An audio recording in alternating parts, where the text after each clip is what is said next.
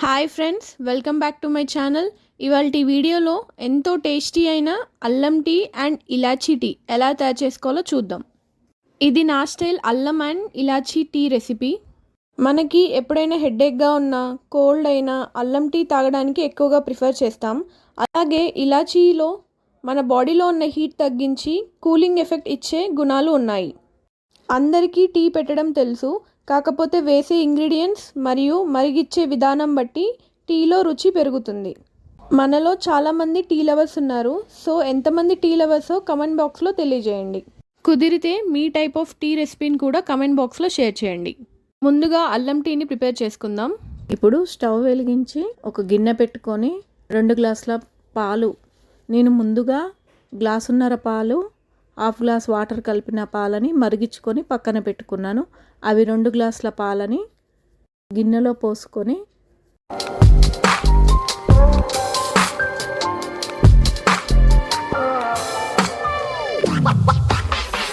ఇప్పుడు ఎక్కువ sweet prefer చేసే వాళ్ళైతే 2.5 స్పూన్ షుగర్ వేసుకోండి. లేదు అంటే తక్కువ ప్రిఫర్ చేస్తే 1.5 వేసుకోండి. టేస్ట్కి తగ్గట్టు వేసుకోండి. అలాగే డయాబెటిక్ పేషెంట్స్ ఉంటే మాత్రం షుగర్ స్కిప్ చేయడం మంచిది.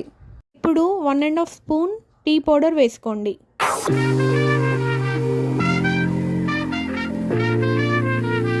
ఇప్పుడు ఒక అంగుళం ముదిరిన అల్లం ముక్కను తీసుకొని దాన్ని కచ్చాపెచ్చగా దంచుకొని ఈ మరుగుతున్న పాలల్లో వేసుకోవాలి.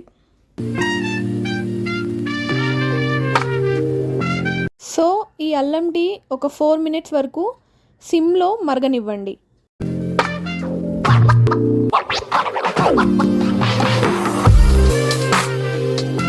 అల్లం టీ మరుగుతున్న టైంలోనే నేను పక్కన స్టవ్లో ఇలాచీ టీ ప్రిపేర్ చేసుకుంటున్నాను. అది కూడా ఇప్పుడు చూసేద్దాం.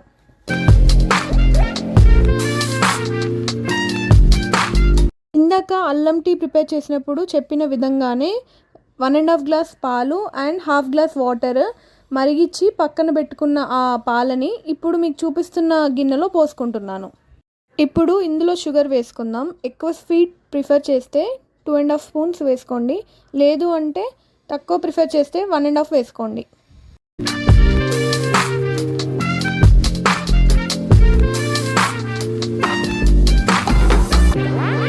ఇందులోనే 1.5 స్పూన్ టీ పౌడర్ వేసుకోండి.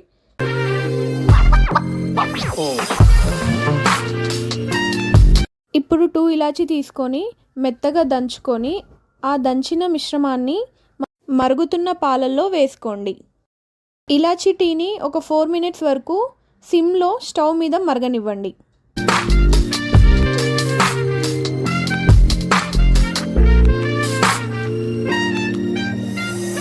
ఇప్పుడు పక్కన ఉన్న అల్లం టీని చూద్దాం. 4 మినిట్స్ తర్వాత అల్లం టీ మరిగి రెడీ అయిపోయింది. రెడీ అయిన ఈ అల్లం టీని కప్లోకి తీసుకుందాం.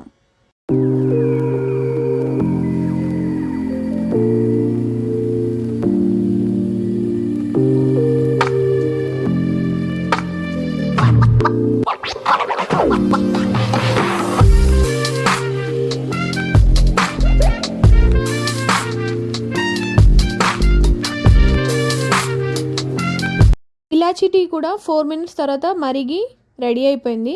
సో ఈ రెడీ అయిన ఇలాచీ టీని మరొక కప్పులో తీసుకుందాం.